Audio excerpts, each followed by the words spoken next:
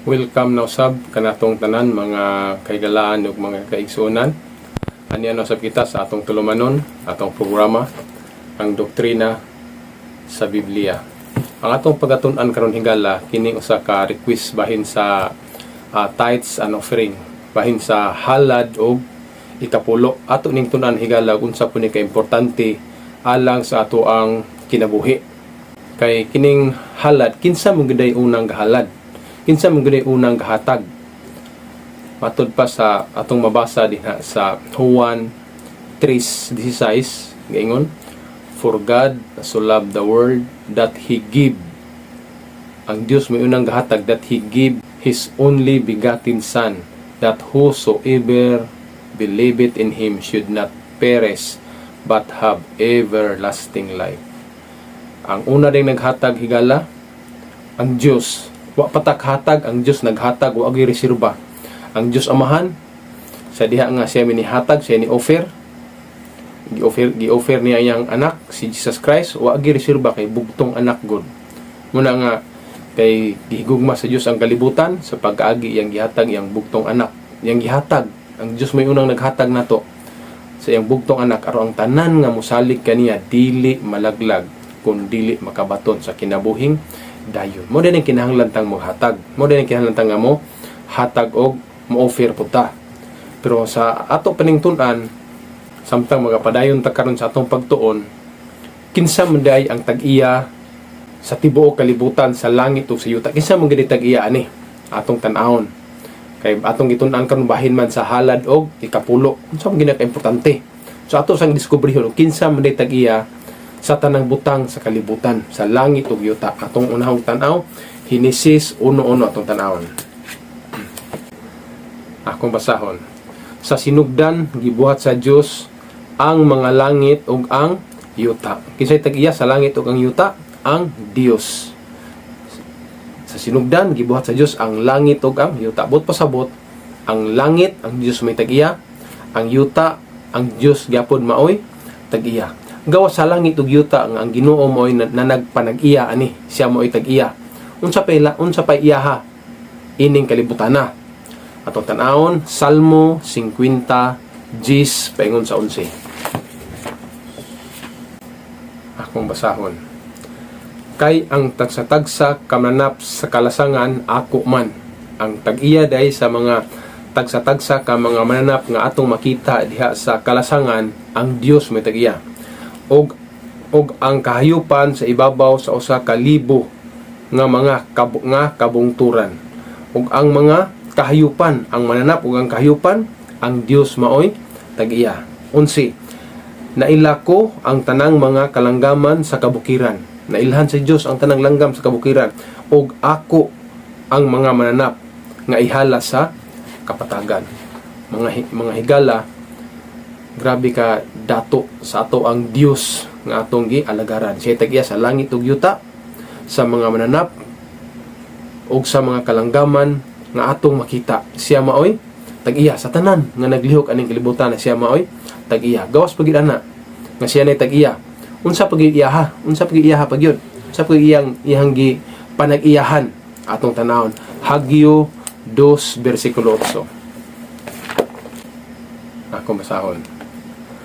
Ang salapi ako man ug ang bulawan ako usab, nagaingon si Yuba sa mga panon. Langit ug yuta ang Dios may tag-iya. Mga kamananapan, kahayupan, langgam, tanan. Ug ang salapi ug bulawan sa Dios gyapon. Ang Ginoo gyapon maoy tag-iya. Sa diha nga naa ning tanang butang, kinsa may gipialan sa Ginoo ani? Yang gisaligan ba aning iyang propiedad, ani iyang property atong tan-awon. Henesis 1:27 ug 28 atong tan-awon. Akong basahon. O gibuhat sa Dios ang tao sa iyang kaugalingong dagway. Sa dagway sa Dios gibuhat niya sila, lalaki ug babay iyang gibuhat sila. 28. O gipanalinginan sila sa Dios ug mingon ang Dios kanila, sumanay ug dumaghan kamo ug pun-on ninyo ang yuta ug magagahom kamo niini. Kita day may maggahom ani yuta. ug magabaton kamo sa pagbulutan sa ibabaw sa isda sa dagat, kitay magbuot sa isda sa dagat, ug sa langgam sa kalangitan, ug sa ibabaw sa tanan nga binuhat nga buhi nga nagalihok sa ibabaw sa yuta. Iyang gipiyal sa tao. Ang gipiyalan sa Ginoo sa tanan niyang mga linalang aning kalibutan na ang tao. Kita. Karon, ingon nga kita mga piniyalan. Unsa may atong ipakita sa Dios, ingon nga kita iyang gipiyalan sa iyang propedad aning kalibutan na. 1 Korinto 4 versikulo 2. Ako masahon. Og labot pa niini, gikinahanglan sa mga piniyalan nga sila magpakita nga kasaligan. Hinday kita nga kita gipiyalan sa mga propedad sa Ginoo aning kalibutan na magpakita ta nga kita kasaligan. Nga makasalig ang Ginoo sa atoa. Kana bitaw natin piniyalan ug di ato masaligan, hindi na kita mo piyal. Pero ingon kita nga piniyalan, magpakita ta nga kasaligan. Unsa pa may iya sa Ginoo aning kalibutan na, ingon nga iya tanggi piyalan. Atong tan-awon Mateo 22:19 paingon sa 21. Ako masahon. Pakitay ako kwarta nga igbubuhis, og ilang gidala kaniya ang kwarta nga usa ka denaryo. Og si Jesus miingon kanila, kining kang kinsa man kining dagway og kining nahisulat, sila mitubag nga nag-ingon kang Caesar. Og siya miingon kanila, nan bayri ninyo si Caesar sa mga butang nga iya ni Caesar, ug ang Dios sa mga butang nga iya sa Dios.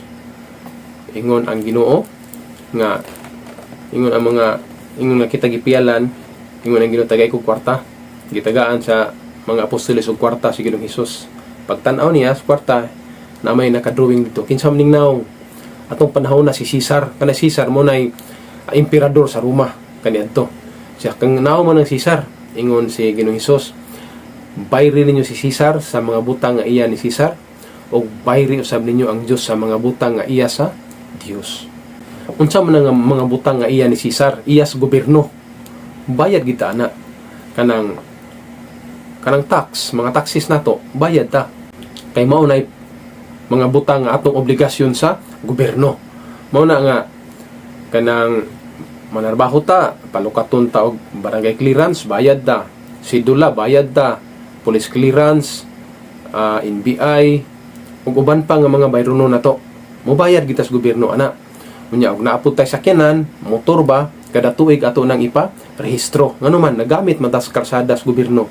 Mo na nga bayad ta sa atong obligasyon nato na sa gobyerno.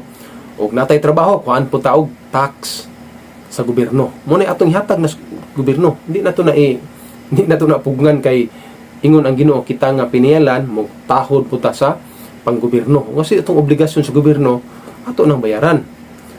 Og naputay lisensya, i-renew po nato na. Bayad gyapon ta sa gobyerno.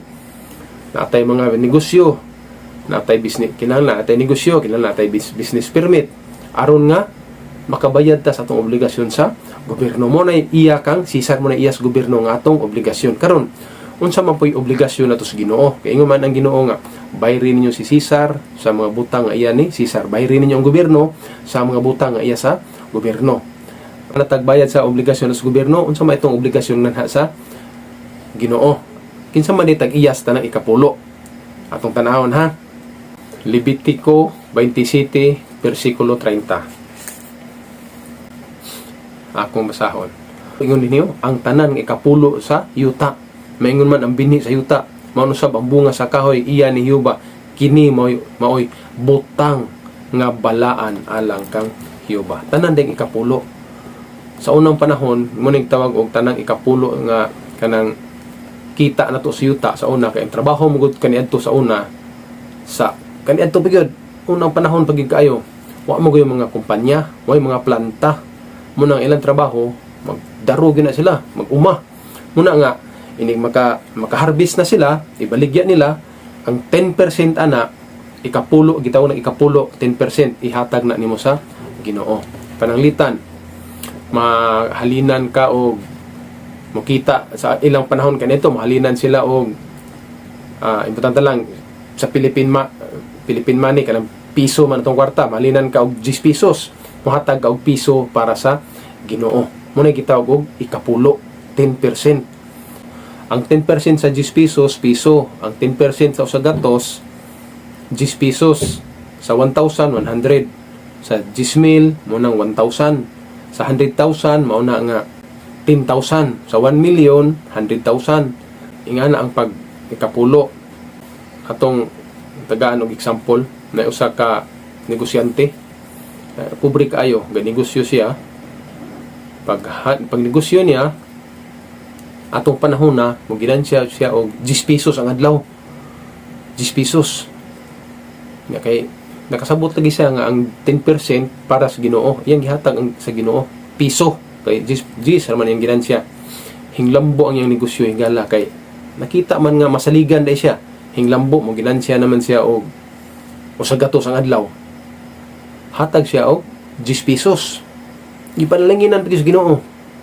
Makita naman siya og 1,000 ang adlaw per day. Hatag siya og 100 pesos. Ipanalanginan sa Ginoo. Makita naman siya og 10,000 ang bulan, ang semana. 10,000 ang semana. Hatag siya 1,000 ang semana. Karon kay ipanalanginan sa Ginoo. Makita naman siya tag 100,000 ang semana. Hatag siya og 10,000. Di panalanginan sa Ginoo kay masaligan man gyud. Makita naman siya og 1 million per month.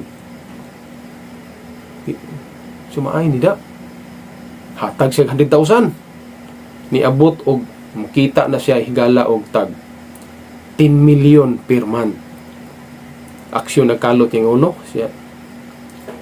Murag dako raman tingali ni kay 1 million naman po yang ikapulo. Ihatag niya. Usahay mangud kita higala, lahi mangud ta. Ganisod na siya hatag. Sa diha nga makita na siya og 10 million per month, nga mohatag siya 1 million per month para sa 10% sa 10 million, hinahinay na siya og kausab. Siya nga murag dako ra man tingali ning 10%. Nausab na dayon siya higala. Ngano? Ang atong una-unaon mangud ang atong gihatag sa Ginoo. Wa ta magud huna nga og pilay na bilin sa ato. Sa tanang negosyo aning kalibutan na og manarbaho ta, di mi kita tagaag porsyento. Swelduhan na kita. Swelduhan na kita. Mo mga patakaran aning kalibutan na manarbaho ka, swelduhan na kita. Di jud ka tagaag porsyento. Pero sa Ginoo, dako gid pabor gihatag sa Ginoo sa tuwa. Ngano? Sa napulo gud usara iya siyam ato. Unya, ang sabot ani ayaw hatag ug di katagaan. Tagaan man ka sa Ginoo daan, usa ka patagon sa Ginoo. Dili kay wa katagai nya mohatag ka, dili. Tagaan ka sa Ginoo daan, usa ka mo hatag. Mao na siya higala ang prinsipyo. 10% ang ihatag sa ikapulo. Unya, panalitan higala og di ta mohatag ana. Di ta mohatag sa ikapulo. Unsa may atong atraso sa Ginoo? Unsa may atong nalapas nga balaod sa napulo kasugo kung di ta mohatag sa ikapulo? Kanang 10% nga para sa Ginoo. Atong tan-awon. Malakias 3:8 ug 9. Akong basahon. Makapangawat ba di ang tao sa Dios? Question mark. Bisan pa ni ana kamo nangawat kanako. Apan kamo na nag-ingon unsaon namo sa pagpangawat kanimo? Unsay tubag sa Ginoo? Sa mga halad og ikapulo. 9. Kamo gipanghimaraot uban sa pagpanghimaraot kay ako inyong gikawatan bisan ang tibuok nga nasod.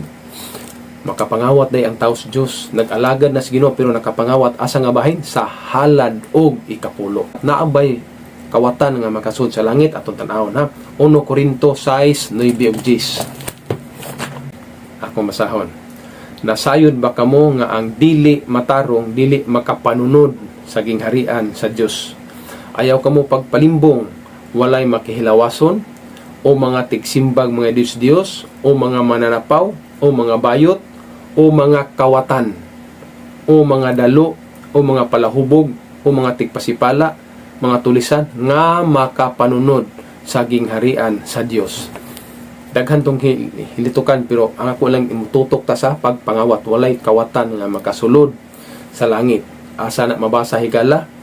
1 Corinto 6:9 og 10. Sato pa, kung dili ta fitful, dili ta matinud-anon sa pag-uli sa halad ug ikapulo nga para sa Ginoo nakapangawat ta. Unya walay kawatan nga dili nga makasulod sa langit. Karon bahin sa kay naghisgot man og halad ikapulo ato og yung iuli sa Ginoo ang halad og ikapulo. Ang ikapulo nahibaluta nga 10%. Pero ang halad pila may unsa may sukod sa halad nga ato iuli sa Ginoo atong tan-awon. 2 Korinto 9 versikulo 7. Ako masahon. Ang matag usa magahatag sumala sa pagbuot sa iyang kasing-kasing. Dili nga magapanuko ni ingon nga pinugos kay ang Dios nagahigugma sa malipayong maghahatag. Ang halad depende sa atong kasing-kasing. Ang matag usa maghatag sumala sa pagbuot sa iyang kasing-kasing sa halad na. Kung ang imong 10% ang imong gihatag sa Ginoo sa imong ikapulo o mutugbang pod 10% para sa imong halad, okay kayo, wala problema. Kay naay prinsipyo nga gihatag sa Ginoo ana. Nga the more you give, the more you receive. Unya, sa diha nga kita magpakita nga matinud-anon ta nga naghatag sa Ginoo, nag-uli ta sa atong obligasyon sa halad ug ikapulo, naay challenge nga gihatag sa Ginoo. Iya dayang tang gi-challenge. Basta pitful lang kita, gi-challenge taniya. Unsa taniya pag-challenge? Atong tanahon ha, Malakias 3 versikulo 10. Akong basahon. Dad-an ninyo ang tibok ikapulo ngadto sa balay nga tipiganan, aron nga adunay kalan-on diha sa akong balay. Og pinaagi niini, sulayin ninyo ako karon. Nagaingon si Hiyuba sa mga panon, kung dili ba buksan ko kaninyo ang mga tambuanan sa langit, ug buuan ko kamo sa panalangin sa pagkaagi nga wala na unyay igong kabutangan sa pagdawat niini. Kung kita matinud-anon lang kita higala, buuan ablihan sa Ginoo ang tambuanan sa langit ug buuan tenes panalangin sa pagkaagi nga wala na unyay igong walay igong dapit nga igong kabutangan sa pagdawat niini. Kung kita matinud-anon lang, kung kita pitful lang sa Ginoo, panalanginan ta sa Ginoo sa daghan kay nga mga paagi. So ang panalangin sa Ginoo, ang uban ni asinso nagmauswagon sa material nga bahin, ang uban pod nag-uswag sa ilahang relasyon sulod sa pamilya. Ang uban pod nag-uswag sa maayong panglawas. Way sakit, wa sila nagmatinud-anon lang sa paghatag sa Ginoo, gitagaag panalangin. Ang Ginoo mohatag higala basta matinumanon lang kita, walay limit. Kay ang Dios nato bisan pa og di ta mohatag sa halad ug ikapulo, ang Ginoo dili mapobre. Di siya mapobre, siya bitag iya. Pero iya latanggi tistingan kon masaligan bata. Ingon nga kita piniyalan masaligan bata. Iya tanggi tistingan. So ingon nga kita mga piniyalan magpakita ta sa Ginoo nga masaligan ta sa atong obligasyon sa pag-uli sa halad og ikapulo. Sa daghan nga paagi kita gipanalanginan sa Ginoo. So gi-challenge ta sa Ginoo. Daghan nga paagi nga kita gi-challenge sa Ginoo kon kita matinud-anon lang. Kay ang tambuanan andam sa paghatag sa panalangin. Kung kita makita sa Ginoo nga masaligan ta niya. Unsa pa laing challenge sa Ginoo nga iyang gipakita sa tuwa? 2 Korinto 9 versikulo 6 atong tanawon. Akong basahon. Karon timan-in ninyo kini siya nga magapugas og tagidyot, magaani og diriyot. Siya nga magapugas og dinaghan, magaani og daghan. Muna nga kung gusto ta nga makadawat og daghang panalangin, hatag og daghan. Mingon dinhi nga kamo timan-i kini nga siya nga magapugas og tagidyot, magaani og diriyot. Gamay ra gyud. Kung magpugas kag ginagmay, gamay ra gyud kag maani. Gusto ka mo ani og sinako, unya magtanom ra ka, tulo ra ka lugas. Kung gusto ka nga sinako ang imuhang maani, magtanom pug ka sinako. Sinako pud imong binhi aron sinako imuhang maani, imong panalangin nga madawat. Mora po na nga gusto ta nga mohatag ta, gusto ta makadawat og dinaghan sa Ginoo, hatag og daghan. Sayo na to, tagantas panalangin sa Ginoo, kumkum ta. Then taga nanapoy panalangin sa Ginoo, kumkum na pud ta. Nanaman po'y panalangin gihatag, isud sa bulsa. Pag sud sa bulsa, dawat na sad. Nanaman po'y panalangin, kini sa kamot, sud sa bulsa, dawat na sad. Nanaman po'y panalangin. Di na kadawat. Ang maayong himuon ihatag sa uban para makadawat na putaog panalangin. gikan sa Ginoo. Kita kay usay mudalo lagi ta. Pag puno na imong kamot ihatag aron bakante ning pikas kamot aron makadawat na pugaglaing panalangin sa Ginoo. Pero nganong nalimitahan ang atong mga panalangin ni atong gidawat sa Ginoo, kay atong gikuptan, atong gipugngan ang panalangin sa Ginoo. I-share higala, ihatag aron bakante imong kamot makadawat na pugaglaing panalangin. The more you give, the more you receive. Magtanong ka gagmay, gamay ra pug madawat. Pero mohatag kag dinaghan, daghan pug kaog panalangin nga madawat. Challenge na sa Ginoo, formula na para makadawat og daghan nga mga panalangin. Niya pa atong tan-awon pag ining uban nga mga challenge ato ang mga higala. Proverbio 11:24 bersikulo 25. Ako masahon. Adunay nagasabulak ug nagadugang pagayod. Adunay nagatipig nga labi pa kaysa gikinahanglan apan kini nagadugang hinuon sa kawaladon. Ha? Grabe ka prinsipyo ba bikan sa Ginoo. Adunay nagasabulak, hatag. Nagadugang pagayod. Sige siyag sa bulak, sige hatag, nagdugang pa hinuon ang iyang panalangin. Ug adunay nagatipig, grabe gid mo tipig. Pitingin grabe ka sa lapa, inot kayo, tihik kayo. Nagatipig nga labi pa sa kaysa gikinahanglan apan kini nagadugang hinuon sa kawaladon. Wala mo hatag ay ginuon ang anong hatag man ko nga kulang pa man gani sa iyang pagkupot ana nga prinsipyo, nagsamot hinuon siya sa kawaladon. Nakulangan ka pagsalig si Ginoo, gipobrihan ka sa tuang Dios nga gialagaran sa tagiyas langit ug sa yuta. Hatag higala ang prinsipyo aron magburas ka tas panalangin, hatag. Nya 25, ang kalag nga mahinatagon mahimong tambok. Ug kadtong bisibis pagabisibis siya usab sa iyang kaugalingon. Ang prinsipyo di ay ang kalag nga maghihatagon mahimong tambok. Imbisigi kag hatag, ikano naburas ka hinuon ka sa panalangin nga gikan sa Ginoo. Mo na yung mga challenge gikan sa Ginoo. Unsa pa dugang pagyod. 2 Corinto 8 bersikulo 15. Ako masahon. Sumala sa nisulat siya nga nagatigom og daghan wala maghingapin. Ug siya nga nagatigom og jutay wala makulangi. Katong nagtigom og dinaghan di gyud mohatag kay gusto lagi magatigom og daghan, wa pod maghinubra ang iyang kwarta. Pero katong wa na ginatigom, gamay lagi natigom kay sige hatag na panalangin, sige hatag, wa pod siya makulangi. Muni nila nga asa man ka magpili, magunsa man ang dato pero nagkalisod-lisod, na ay pobre pero hamugaway. Pili ta na higala, asa itong pilion. Gamay ra ka og income, gamay ra ka og nabilin sa imuha kay sige hatag pero wa man pud ka makulangi sa imong mga panginahanglan.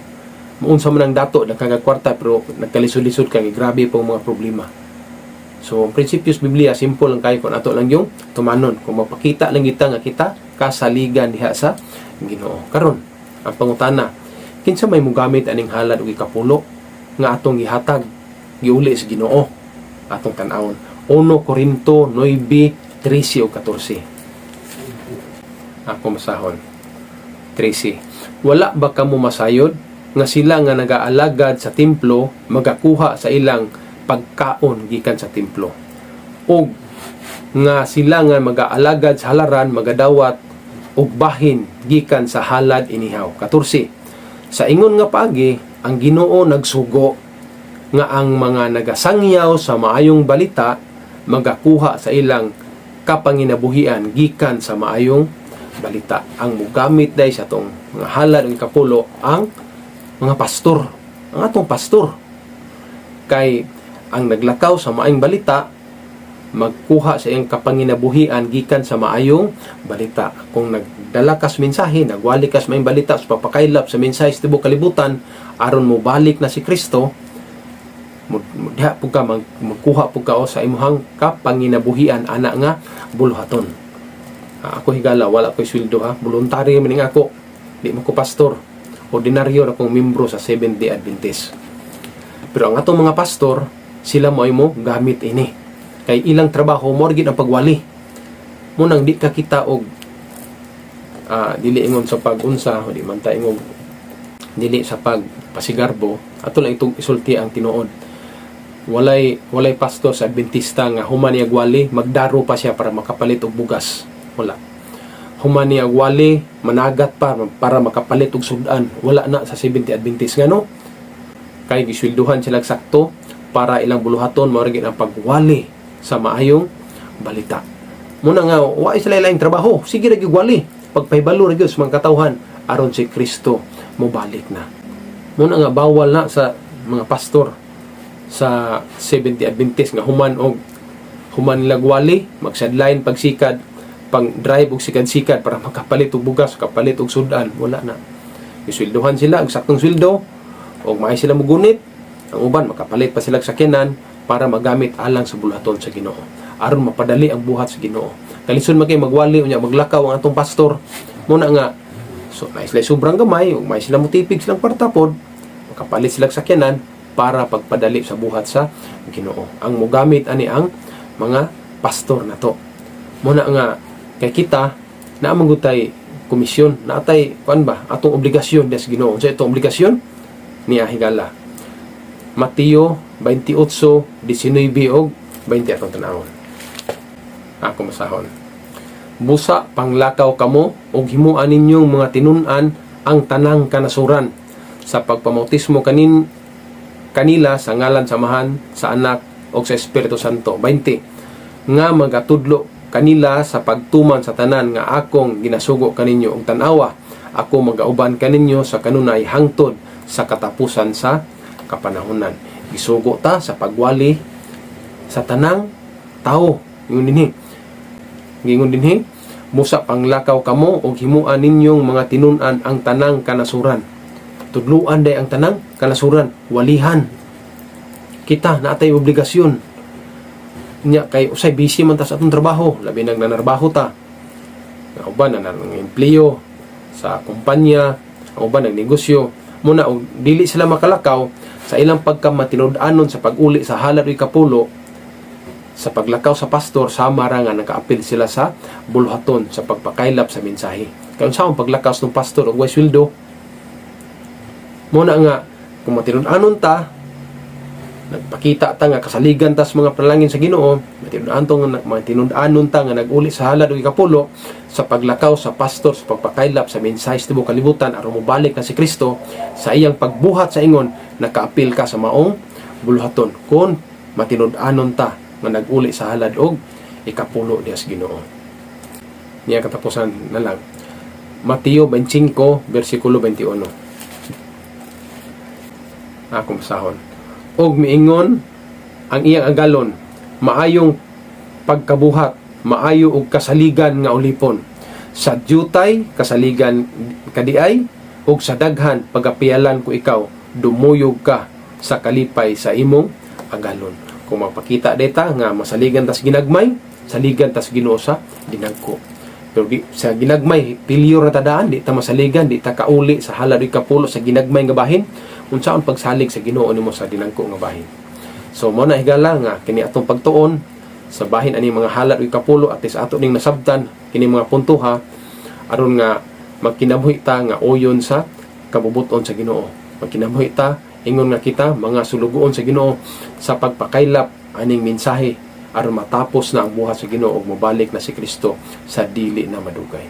Higala kung imo ning nakita nga makatabang si imong kaugalingon o ngadto sa uban, i-share, ayaw kalimot pag-subscribe para ma-update ka sa sunod na pod nato nga mga programa sama niini. Daghang salamat sa imong pagtan-aw ug sa imong pagpatalinghog. Ang Ginoo magapanalangin kanatong tanan.